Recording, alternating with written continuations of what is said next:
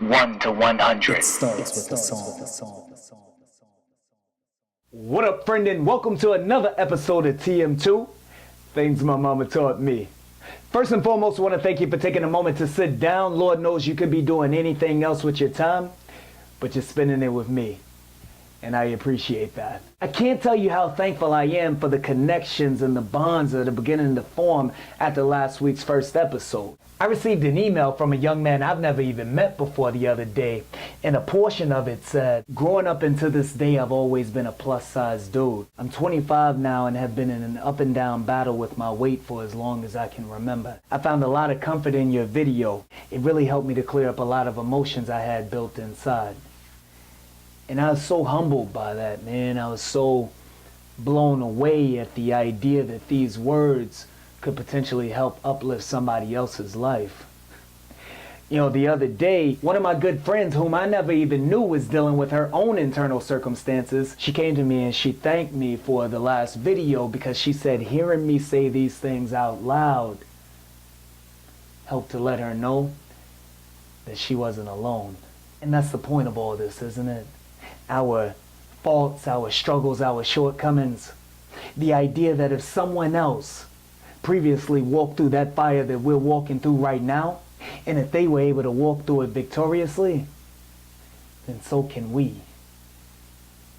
We are not alone. Picking up where we left off. I was extremely overweight, and I was lying to myself daily about my overall happiness.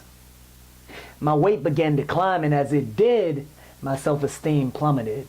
Like I told you last time, my mom had told me that she knew that I wouldn't change until I wanted it for myself.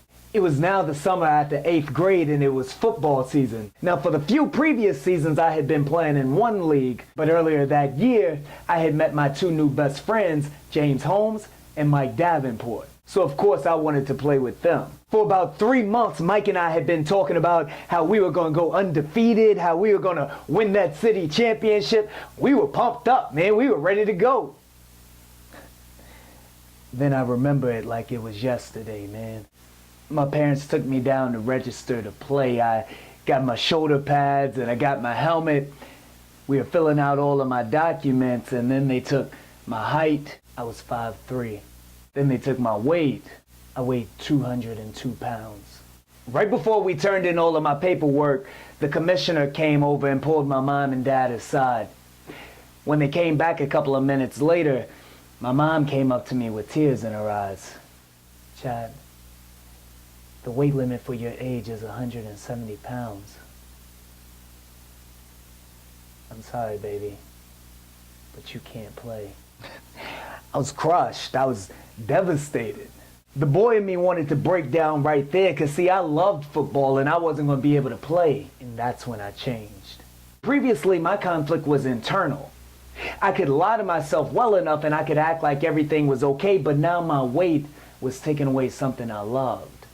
A wise man once said, at their root, our actions are all driven by one or two things: our desire to seek pleasure or that to avoid pain.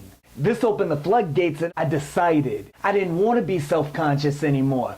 I decided I didn't want low self-esteem anymore. I decided that I was going to make a change in my life and that football was going to be a catalyst for all of that. The league gave me a waiver on my weight. They told me that I could practice with the team, but I'd have to weigh in again in a month. 30 pounds in 30 days. They didn't believe I could do it, but I did. I just needed a little help. Now, my mother is a lot of wonderful things. At that point, though, being a fitness guru wasn't one of them. Fortunately for me, though, my best friend Mike Davenport's mom was. She was active duty military and working out was her thing. She told me that she believed in me and she could help me accomplish my goals, but only if I wanted it badly enough.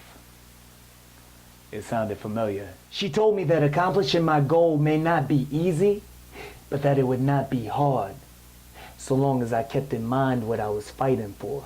And for the next 30 days, I dedicated myself to changing my entire life because I decided that I was no longer happy with being unhappy. My diet was revolutionized. I limited myself to 20 grams of fat per day. No sweets, no fried foods. Mike's mom picked me up daily at 6 a.m. She bought me one of those rubber suits and I'd wear a sweatsuit over top of it. We go out and go jog for miles every day in the middle of the summer while the sun came up. I'd come home exhausted. I'd nap for an hour, get up, put the suit back on, go down to my closed garage and run laps for 30 minutes. And after all of that, my parents would take me to football practice.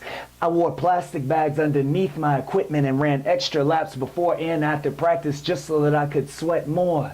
Day by day, the weight was falling off. Day by day, my confidence level was rising. And not just because of my physical appearance, but because I was showing myself that if I set my mind to something, if I decided, I could do it.